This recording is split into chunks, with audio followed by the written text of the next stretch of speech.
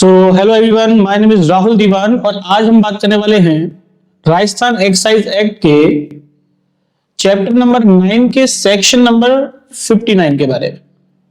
जैसे कि 59 सेक्शन जो है उसका टाइटल ही बता रहा है आपको पेनल्टी की बात। मतलब इस चैप्टर नंबर 9 में पनिशमेंट्स की बात करी है कि अगर कोई व्यक्ति किसी तरीके का ऑफेंस करता है, अपराध करता है, तो उसके ऊपर क्या पेनल्टीज या क्या पनिशमेंट उसको दी जाएगी। तो देखते हैं क्या लिखा हुआ है।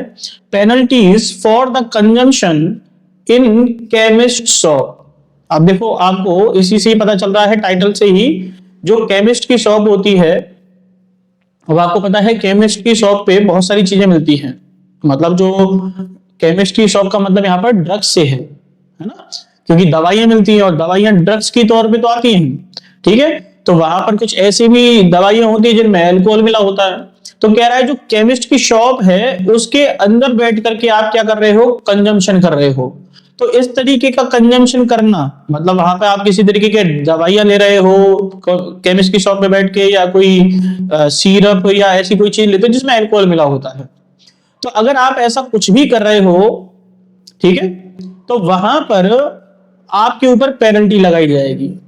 किसके ऊपर लगाई जाएगी? दोनों के ऊपर, जो वो केमिस्ट का ओनर है उसके ऊपर और जो वहां पर ऐसी कंजम्पशन कर रहा है उसके ऊपर, दोनों के ऊपर ही ये प्रावधान है। देखिए क्या लिखा है, any chemist, druggist and apothecary keeper of dispensary.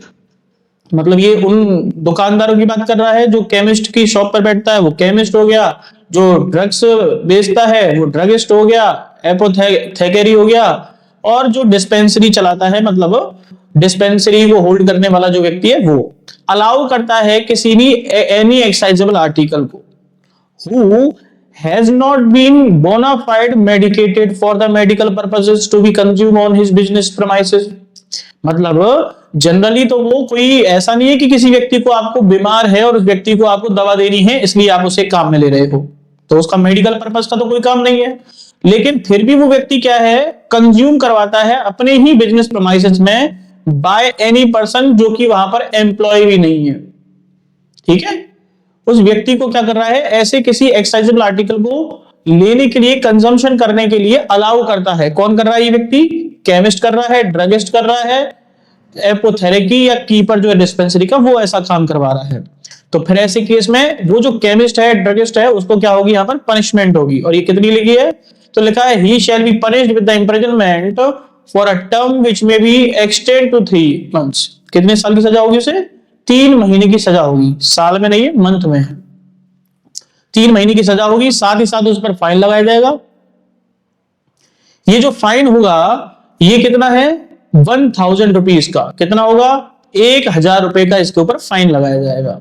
साथ ही साथ यहां पर लिखा है जो एम्प्लॉय नहीं था, मतलब वो व्यक्ति जो कंजम्पशन कर रहा था वहां पर बैठ करके, उस व्यक्ति को क्या सजा होगी? तो यहां पर लिखा है if any person not employed as aforesaid, जो एम्प्लॉय तो नहीं था वहां पर, जो ऊपर बताया गया है, और वो कंजम्पशन कर रहा है वहां पर बैठ करके किसी भी एक्साइजेबल आर्टिकल को उसी प्रेमाइसेस के अंदर जिसमें उसने बिजनेस कर रखा था, केमिस्ट की शॉप खोल रखी थी, कोई ड्रग्स का शॉप खोल रखी थी, है ना, ऐसी कोई डिस्पेंसरी खोल रखी थी, उसके अंदर बैठ करके ऐसा कंजम्पशन करता है किसी भी एक्साइजेबल आर्टिकल का, तो उस केस में उस व्यक्ति को जो फाइन, उसे जो सजा होगी वो फाइन की सजा होगी। और ये फाइन कितना होगा?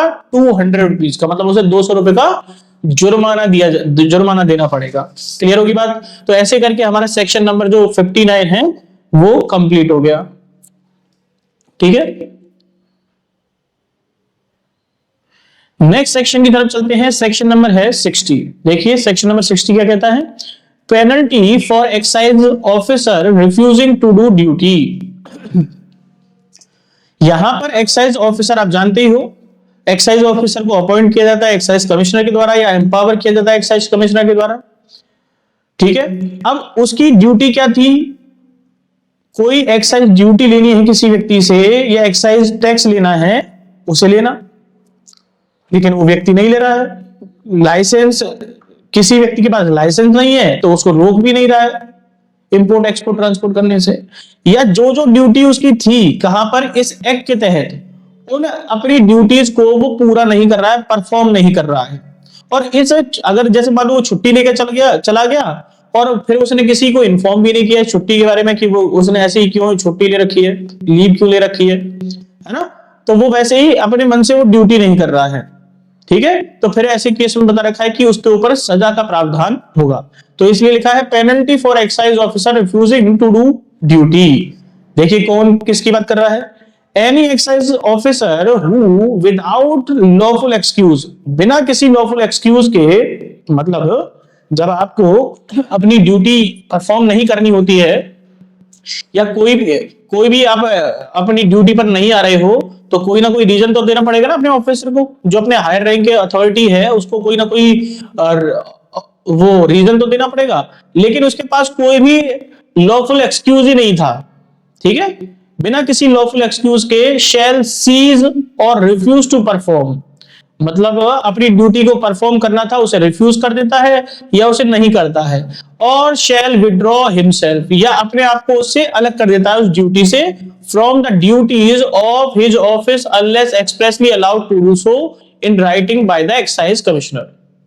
जब तक कि वो एक्साइज कमिश्नर को लिख करके ना दे, और एक्साइज कमिश्नर ने उसको एक्साइज कमिश्नर को उसने एक पत्र लिख के दिया और एक्साइज कमिश्नर ने उसे अलाउ कर दिया, पत्र के लिख करके या राइटिंग में अलाउ कर दिया, तब तो अपनी ड्यूटी को परफॉर्म करने के लिए वो बाध्य नहीं होगा। लेकिन एक्साइज ऑफिसर ने भी नहीं लिख के दिया उसे, कमिश्नर ने भी नहीं दिया लिख करके उसे, ठीक है, तो फिर तब भी वो अपनी ड्यूटीज को फुलफिल नहीं कर रहा है, विड्रॉ कर रहा है, रिफ्यूज कर रहा है अपनी ड्यूटी को पूरा करने में। Unless he shall given to his superior officer 2 month notice in writing, या उस व्यक्ति को या तो कमिश्नर ने लिख के दे दिया हो, है ना, अपनी तरफ से परमिशन दे दियो, कोई बात नहीं तुम्हें छुट्टी दे रहे हो, तुम्हें काम करने की जरूरत नहीं, या तो ऐसा हो, नहीं तो क्या हो, उसने अपने सुपीरियर ऑफिसर को, जो भी एक्साइज ऑफिसर का जो सुपीरियर ऑफिसर है उसको उसने 2 महीने पहले ही नोटिस दे दिया हो, 2 महीने का नोटिस दे दिया कि साहब अब मैं कुछ समय के लिए काम नहीं करूंगा, ठीक है। If his intention to do so shall be punished, और उसने अगर ऐसा नहीं किया, 2 महीने का नोटिस नहीं दिया, तो उससे पता चल जाता है कि इसकी इंटेंशन गलत है, ये ड्यूटी नहीं करना चाहता अपनी। तो ऐसे केस में उस व्यक्ति को क्या होगी, उस केस में सजा होगी, और ये सजा जो होगी लिखा है 3 महीने की सजा हो सकती है ऐसे केस में से, देखो ये लिख रहा 3 महीने की सजा, साथ साथ यहां पर लिखा है और विद फाइन विच में भी एक्सटेंड टू द 500 रुपीज और विद बोथ, मतलब 3 महीने की सजा, 500 रुपए का जुर्माना, या दोनों भी हो सकते हैं, ठीक है। तो ऐसे करके सेक्शन नंबर 60 के अंदर एक्साइज ऑफिसर की ड्यूटी जो करनी थी, परफॉर्म करनी थी, उसके लिए अगर वो रिफ्यूज करता है तो उसके लिए क्या बता रखी है, यहाँ पर पेनल्टी बता रखी है, वो पेनल्टी क्या है, 3 महीने की सजा, है ना, और 500 रुपए का जुर्माना, या दोनों भी हो सकते हैं। लेकिन किन किन केसेस में नहीं होगी, जैसे कि एक्साइज कमिश्नर ने उसे राइटिंग में अलाउ कर दिया लिख करके कि भाई तुम्हें ड्यूटी नहीं करनी है, पहली बात, या उसने खुद ने, उस एक्साइज ऑफिसर ने अपने सुपीरियर ऑफिसर को 2 महीने का नोटिस दे दिया है राइटिंग में कि साहब मैं अभी काम नहीं कर सकता, इन केसेस में तो उसको बेनिफिट मिल जाएगा, नहीं तो सेक्शन नंबर 60 का प्रावधान उसके ऊपर लागू हो जाएगा। चलिए नेक्स्ट सेक्शन की तरफ बढ़ते हैं। सेक्शन नंबर है आपके समक्ष, सेक्शन नंबर है 61। देखिए सेक्शन नंबर 61 कहता है penalty for excise officer making vexatious search.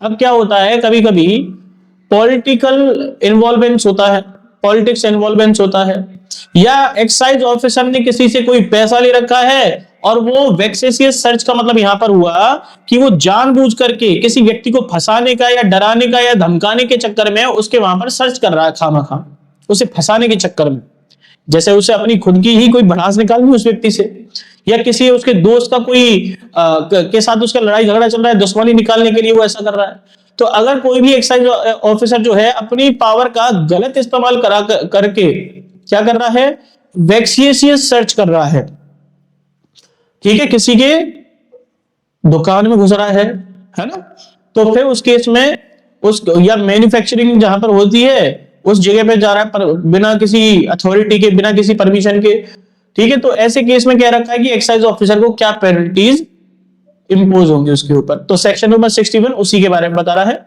लिखा है if any excise officer without reasonable ground, मतलब उस एक्साइज ऑफिसर के पास कोई भी रीजनेबल ग्राउंड नहीं है ना, किस बात का, सस्पिशन का, मतलब उसको कोई संदेह ही नहीं है, और संदेह होने का कोई कारण तो होना चाहिए ना, कि भाई उसने कोई गलत काम किया है, अनलॉफुल इंपोर्ट किया है, एक्सपोर्ट किया है, ट्रांसपोर्ट किया है, गलत तरीके की चीजें बेच रहा है, ऐसा कुछ था ही नहीं।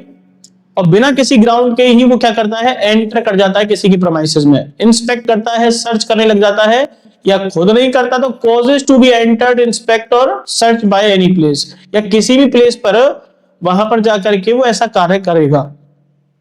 ठीक है, vexatiously unnecessarily seize any property of any person on the pretense of seizing or searching of any article liable to confiscation under this act। बिना बात कोई भी बिना कोई रीजन के उसकी वहां पर सर्च कर रहा था, पहले तो इंस्पेक्ट कर रहा था, उसके घर में घुस गया था, है ना, उसकी प्रॉपर्टी में घुस गया, और फिर क्या कर रहा है, अब जाकर के वहां पर उस व्यक्ति को फंसाने के चक्कर में उसके वहां की प्रॉपर्टी को सीज कर रहा, सीज एनी प्रॉपर्टी, है ना। और जो सर्च किया है वहां पर जो आर्टिकल मिले हैं उनको उनको जब्त करने में लग रहा है इस एक्ट के तहत, जबकि वो जो करा है उसने वो सब गलत है, अनलॉफुल तरीके से किया है उसने। वेक्सियसली अननेसेसरली डिटेन और सर्च अरेस्ट एनी पर्सन, जानबूझ करके अरेस्ट कर रहा है, जबकि वहां पर सर्च नहीं कर सकते थे, कोई डिटेन करने का कोई कारण ही नहीं था उस एक्साइज ऑफिसर के पास, फिर भी उसे कर रहा है। ही शैल बी पनिश, तो फिर ऐसे केस में उस एक्साइज ऑफिसर को क्या होगी, पनिशमेंट होगी, punishment with the imprisonment for a term which may be extend to the 3 months. कितनी महीने की सजा होगी, 3 महीने की सजा होगी उस एक्साइज ऑफिसर को जो बिना बात के किसी व्यक्ति को परेशान करने की कोशिश कर रहा है। और साथ ही साथ यहां लिखा है कि उस व्यक्ति को या तो 3 महीने की सजा होगी या उसको 500 रुपए का जुर्माना देना पड़ेगा। कितने रुपए का जुर्माना, 500 रुपए का जुर्माना देना पड़ेगा यहां पर, या उसको दोनों सजाएं भी हो सकती है, मतलब 3 महीने की सजा भी हो सकती है और 500 रुपए तक का उसके ऊपर जुर्माना भी इंपोज किया जा सकता है। इसी के साथ आपका सेक्शन नंबर 61 जो है कंप्लीट हो जाता है।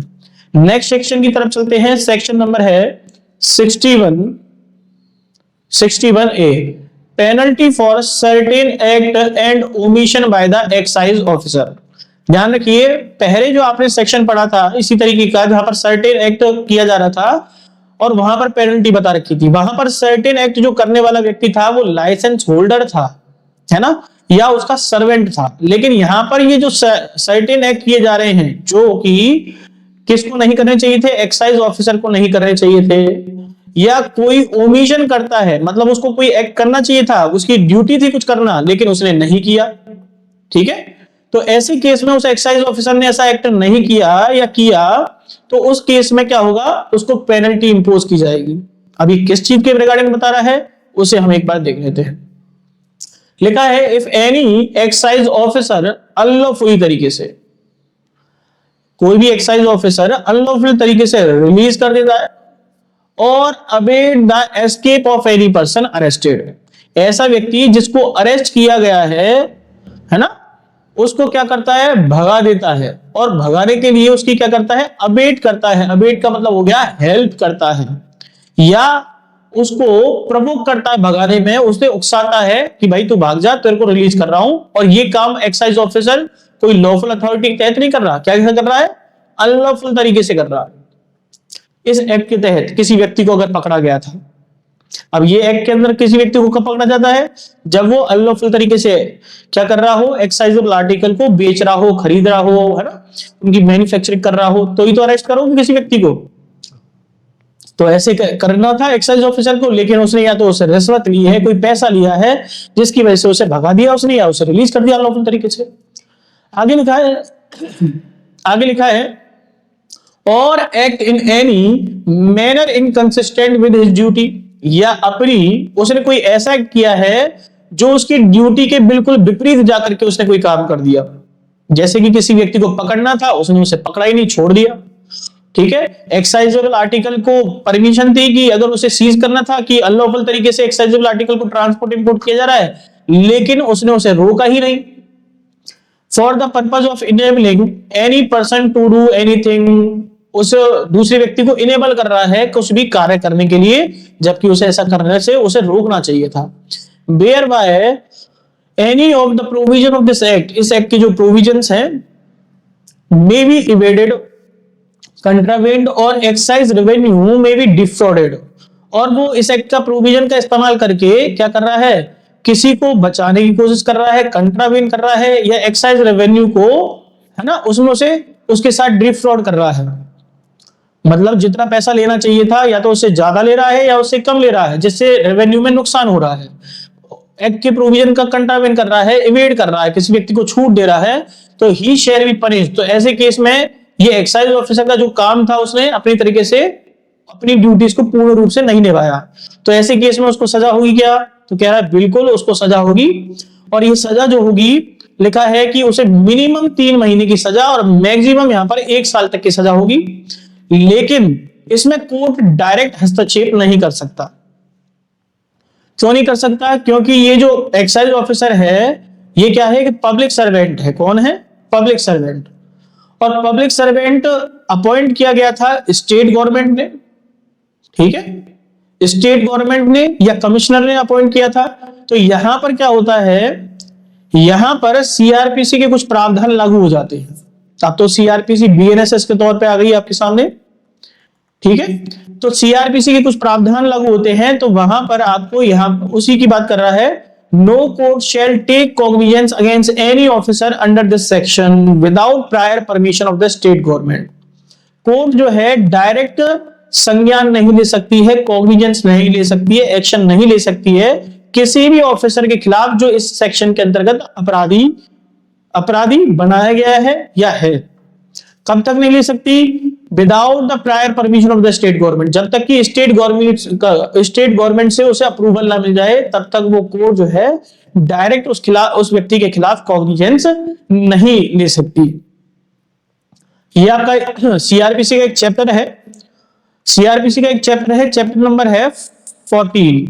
उस चैप्टर के अंदर बता रखा है कि कब कॉग्निजेंस लिया जा सकता है और कब नहीं। तो वहां पर कुछ कंडीशन रिक्विजिशंस की बात की गई है ना, initial proceeding and condition requisition, ऐसे कुछ करके वहां पर कुछ चीजें बता रखी है कि कब कब कोर्ट जो है कॉग्निजेंस ले सकती है और कब कब नहीं ले सकती है। तो नहीं ले सकती कब? तो स्टेट गवर्नमेंट की अप्रूवल मिलने पर ही किसी ऑफिसर के खिलाफ एक्शन लिया जा सकता है। तो ऐसे करके आपका 61 भी कंप्लीट हो गया। यहाँ पर सजा बता रखी है 3 महीने की मिनिमम और मैक्सिमम 1 साल तक की सजा बता रखी है। नेक्स्ट सेक्शन की तरफ बढ़ते हैं। सेक्शन नंबर है 62, penalties for the offences not otherwise is provided for. देखिए क्या बता रहा है, लिखा है whoever is guilty of any act or intentional omission in the contravention of the provision of this act। ये क्या कह रहा है? ये कह रहा है कि इस एक्ट के अंदर जो प्रोविजन बता रखे हैं उनका कंट्रावेन करता है कोई व्यक्ति। कैसे करता है? कि वहां पर इस एक्ट के अंदर बता रखा है कि भाई आप क्या करोगे, लाइसेंस लेकर के ही एक्साइजेबल आर्टिकल को बेच सकते हो, मैन्युफैक्चर कर सकते हो, लेकिन बिना लाइसेंस के कर रहा है। तो क्या कर दिया उसने? एक्ट कर दिया। और इंटेंशनल ओमिशन का क्या मतलब है यहाँ पर? कंट्रावेंशन ऑफ द प्रोविजन में। तो यहां पर उसको कुछ एक्ट करने के लिए कहा लेकिन उसने नहीं किया और एक्ट कर दिया, ये दोनों ही अपराध बन जाते हैं। या उसने किसी तरीके का कंट्रावेन, किसी रूल या किसी ऑर्डर को तोड़ दिया है, तब भी वो व्यक्ति गिल्टी हो जाएगा यहां पर इस एक्ट के तहत। And not otherwise provided therein, और कुछ ऐसे भी प्रावधान हो सकते हैं जिसको इस एक्ट के अंतर्गत नहीं बताया गया है लेकिन वो भी उसको फॉलो करने होते हैं और उनको भी उसने नहीं किया, तो फिर ऐसे केस में वो हर एक एक्ट के लिए, हर एक ओमिशन के लिए क्या हो जाएगा, वो व्यक्ति अपराधी हो जाएगा और उसको पनिशमेंट दी जाएगी और वो फाइन के तौर पर पनिशमेंट होगी। और ये कितने रुपए की होगी? 200 रुपए की होगी। क्लियर होगी बातें? तो ये बात सेक्शन नंबर 62 में बता रखी है, जिससे हमें ये पता चलता है कि कुछ ऐसे भी चीजें हैं जिनको यहां पर प्रोवाइड नहीं कर रखा है, मतलब उनको प्रावधानों को नहीं बता रखा है कि एक्ट क्या होगा, कौन से एक्ट करने हैं, कौन से ओमिशन नहीं करने हैं या करने हैं। तो उसके बारे में, और उसकी वजह से क्या हो रहा है, इस एक्ट के जो प्रोविजन है उनका कंट्रावेन हो रहा है, ब्रीच हो रहा है, जिसकी वजह से उस व्यक्ति पर पेनल्टी लगाई जा रही है। लेकिन ये पेनल्टी जो है, क्योंकि एक्चुअली ये ऑफेंस के तौर पे डिफाइन तो नहीं है, तो ऐसे एक्ट और ओमिशन के लिए भी क्या बनाया गया है यहाँ पर? सजा का प्रावधान रखा गया है और ये जो सजा है वो 200 रुपए की, ज्यादा बड़ी पेनल्टी नहीं बताई गई। तो इसी के साथ हमारा सेक्शन नंबर 62 जो है वो भी कंप्लीट हो जाता है। सेक्शन 62A के बारे में, ये सेक्शन नंबर 62A जो है वो बताता है ऑफेंसेस बाय द कंपनी, कि कंपनी के द्वारा अगर राजस्थान एक्साइज एक्ट के तहत ऑफेंस कमिट किए जाएं तो फिर उस अपराध की क्या सजा होगी। जो अगर कंपनी के द्वारा अगर इस एक्ट के तहत कोई भी अपराध किया जाता है तो कंपनी को भी क्या सजा मिल सकती है। तो कंपनी को अगर सजा मिलेगी तो कंपनी तो कोई एंटिटी तो होती नहीं है, हाँ लीगल एंटिटी होती है लेकिन कोई फिजिकल फॉर्म में तो होती नहीं है कि उसे हम जेल में डाल दें। तो कंपनी के बिहाफ पर काम करने वाले क्या व्यक्ति जो हैं, जैसे डायरेक्टर हो गया, सेक्रेटरी हो गया, क्या उनको सजा मिलेगी। तो उसी के बारे में चर्चा करते हैं। सेक्शन नंबर 62A क्या कहता है उसे देखते हैं।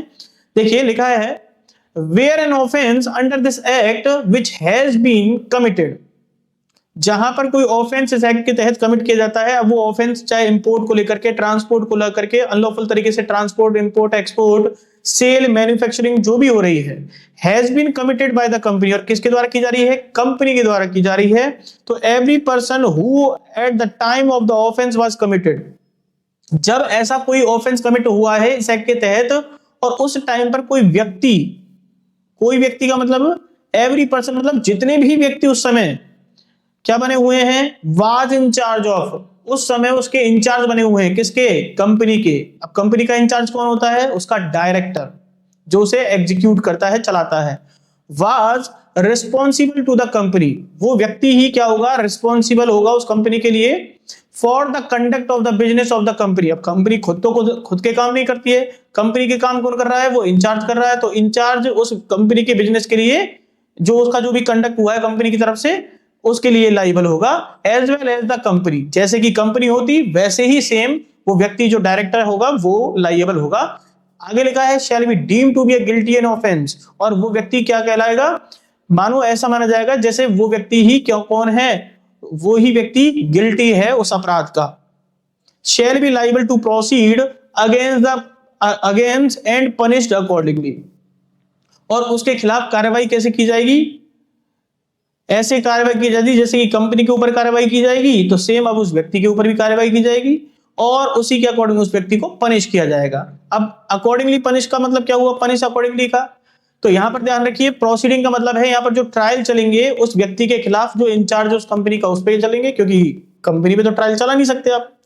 और दूसरा पनिश अकॉर्डिंगली मतलब पनिश क्या कंपनी को किया जाएगा, क्या जेल कंपनी थोड़ा ना जा सकती है, तो उस केस में डायरेक्टर जो है उसको सजा होगी। जैसे कि मान लो कंपनी ने अपराध किया सेक्शन नंबर 54A के तहत, 54A में 54A B है ना, या 55 में, 56 में, 57 में, 58 में, जो भी सेक्शन बता रखे हैं पेनल्टी से रिलेटेड, फिर वो सारे के सारे किसके ऊपर लागू होंगे, उस इंचार्ज जो कंपनी का इंचार्ज है उसके ऊपर लागू होंगे। ठीक है, अब ये इंचार्ज बहुत लोग हो सकते हैं, यहाँ पर उनके बारे में बताया गया है। आगे लिखा है provided that where a company has different establishment branches or different unit, any establishment branch, the concerned head or the person in charge of such establishment branch unit nominated by the company as responsible for the excisable article shall be liable for the contravention in respect of such establishment branch or unit। अब ध्यान से सुनिए, ये कह रहा है कि company अगर आपने खोल रखी है तो जरूर जोड़ना कि एक ही कंपनी एक ही जगह पे हो, उसकी कंपनी की बहुत सारी शाखाएं हो सकती हैं, डिफरेंट एस्टेब्लिशमेंट हो सकते हैं। जैसे कि एक कंपनी बनी हुई है, उस कंपनी ने अपने बहुत सारे प्रोडक्ट बना रखे हैं और अलग अलग जगह पे उसने अपना एस्टेब्लिशमेंट कर रखा है। तो एक कंपनी अपने आप को, कंपनी तो एक ही है लेकिन उन एस्टेब्लिशमेंट को कोई अकेला डायरेक्टर तो संभाल नहीं सकता है और उसको ये भी पता नहीं चल सकता कि क्या क्या चीज वहां पर घटनाएं हो रही हैं। तो हर एक एस्टेब्लिशमेंट को संभालने के लिए अलग अलग व्यक्ति होते हैं, उनके लिए अलग अलग इंचार्ज बनाए जाते हैं। और ब्रांचेस जो बनी हुई हैं उन ब्रांचेस पर भी अलग अलग व्यक्ति बैठते हैं, या डिफरेंट यूनिट बना रखी है तो उनके ऊपर अलग इंचार्ज होते हैं। तो जितने भी ब्रांच हैं, यूनिट हैं, एस्टेब्लिशमेंट बनाए गए हैं तो उनसे रिलेटेड एक कंसर्न हेड होगा, और वहां पर इस तरीके का कोई भी अपराध किया जाता है जो एक्साइज एक्ट के अंतर्गत आता है, राजस्थान एक्साइज एक्ट के तहत, तो वो व्यक्ति लायबल होगा उस केस के लिए। तो इसलिए लिखा है the person in charge of such establishment, ऐसे एस्टेब्लिशमेंट का incharge, branch, unit nominated by the company, जो कंपनी के द्वारा नॉमिनेट किया गया है, as responsible for the excisable article, और वो व्यक्ति shall be liable for the contravention in respect of such establishment, branch और यूनिट।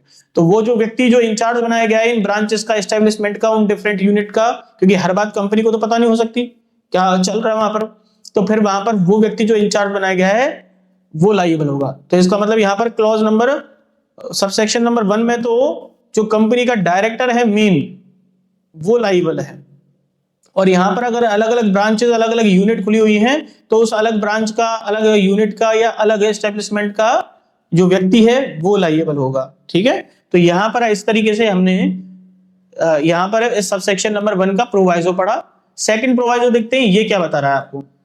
देखिए इसी का सबसेक्शन नंबर 1 का सेकंड प्रोवाइजो बताता है, provided further that nothing contained in subsection shall render any such person liable to any punishment provided in this act if he proves that the offense was committed without his knowledge, that he exercised all due diligence to prevent commission of such offense।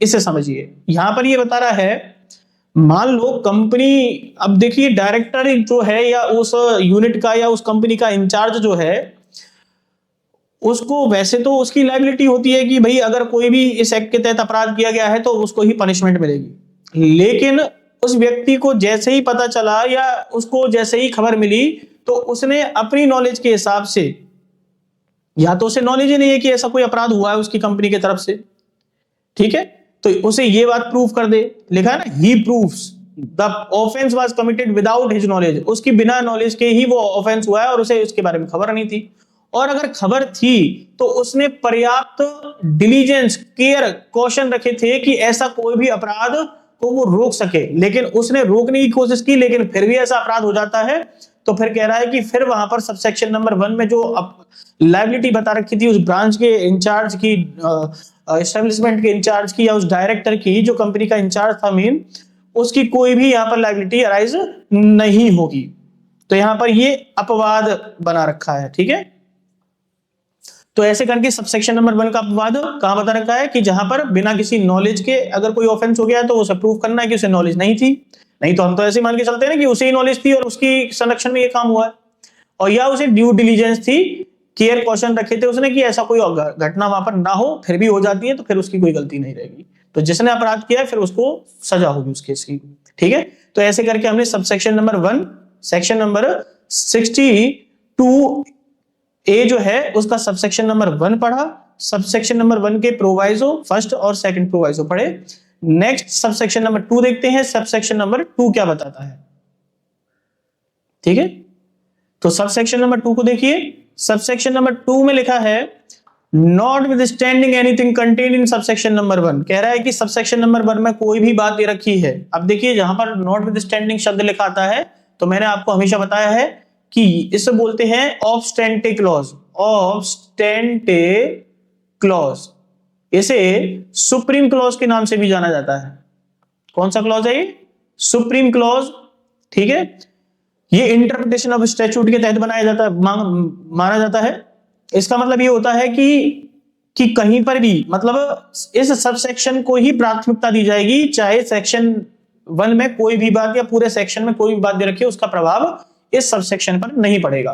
क्या लिखा है ऐसा, पढ़ते हैं इसे। लिखा है notwithstanding anything contained in subsection number 1, कि सबसेक्शन नंबर 1 में जो भी बात दे रखी थी उसका प्रभाव इस पूरे सेक्शन पर नहीं पड़ेगा कहीं से भी। क्या लिखा है ऐसा, where an offence under this act, इस एक्ट के अंतर्गत कोई भी ऑफेंस होता है, has been committed by the company, जो कि कंपनी के द्वारा किया गया हो, and it is proved that the offense has been committed with the consent or convenience of or is attributable to any neglect or any part of the director, manager or secretary or of a or other officer of the company, so such director, manager, secretary or other officer shall be deemed to be guilty of that offense, shall be liable to proceed against and punished accordingly। जैसे कि मैंने आपको पहले बताया था कि in charge जो होता है वो कौन है, कंपनी का डायरेक्टर है, कंपनी का manager, secretary, other officer of the company, वो लाइबल होंगे इस केस में। तो सबसेक्शन नंबर 2 में वही एक्सप्लेन किया गया है कि मान लो कि अगर इस एक्ट के तहत, एक्साइज एक्ट के तहत कोई भी ऑफेंस कंपनी के द्वारा किया जाता है और वहां पर ये प्रूफ हो जाता है कि वहां पर कहीं ना कहीं डायरेक्टर, मैनेजर, सेक्रेटरी का कहीं ना कहीं इन्वॉल्वेंस है, उनकी कंसेंट से ही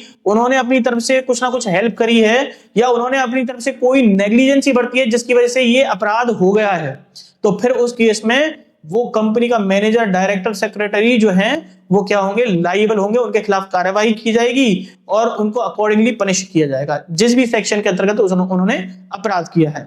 अब यहां पर जो इंपॉर्टेंट बात है, वो कभी कभी इस तरीके के क्वेश्चन आ जाते हैं, कंपनी जो है उसका क्या मतलब है। कंपनी की डेफिनेशन वैसे तो कंपनीज एक्ट में बताई हुई है, लेकिन यहां पर स्पेशली मेंशन किया गया है कंपनी के लिए, तो आपको फिर यहां पर यही सेक्शन की डेफिनेशन याद रखनी होगी, फिर आपको कंपनीज एक्ट से कोई मतलब नहीं है। देखिए क्या लिखा है, companies means any body corporate, any body corporate, कोई भी बॉडी कॉर्पोरेट हो सकती है, कॉर्पोरेट का मतलब है जो रजिस्टर्ड है, इंक्लूड अ फर्म, जिसके अंदर फर्म्स भी हो सकती हैं, फर्म में पार्टनरशिप फर्म भी आ गई, और भी तरीके की फर्म आ गई, और अदर एसोसिएशन ऑफ इंडिविजुअल्स, अगर इंडिविजुअल्स ने मिलकर के, बहुत सारे इंडिविजुअल्स ने मिलकर के एक एसोसिएशन बनाई है, तो वो उन्होंने रजिस्ट्रेशन करवा रखा उसका, तो वो भी क्या कहलाएगी, इस केस में कंपनी ही कहलाएगी। ठीक है, तो ऐसे करके कंपनी की डेफिनेशन समझ में आ गई होगी। डायरेक्टर का क्या मतलब है, डायरेक्टर कोई फर्म का भी हो सकता है, और पार्टनरशिप फर्म जो होती है उनके जो पार्टनर्स हैं वो भी, क्योंकि पार्टनर्स की अपनी अपनी लायबिलिटी होती है, तो पार्टनर्स, किसी पार्टनरशिप फर्म के पार्टनर भी यहाँ पर डायरेक्टर के तौर पे ही माने जाएंगे और उनको डायरेक्टर के तौर पे काउंट किया जाएगा, और उनकी लायबिलिटी ऐसी होगी जैसे किसी डायरेक्टर, कंपनी के डायरेक्टर की होती, ऐसे ही पार्टनरशिप फर्म में पार्टनर्स की भी सेम लायबिलिटी होगी, और उनको भी सेक्शन नंबर 62A के तहत क्या किया जाएगा, सजा दी जाएगी। तो इसी के साथ सेक्शन नंबर 62 जो है, 62A जो है आपका, वो कंप्लीट हो जाता है, जहां पर ऑफेंसेस कंपनी के द्वारा किए जाते हैं और उनको क्या सजा होगी, कौन व्यक्ति लायबल होगा। धन्यवाद। तो इसी के साथ हमारा सेक्शन नंबर 62A कंप्लीट हो चुका है।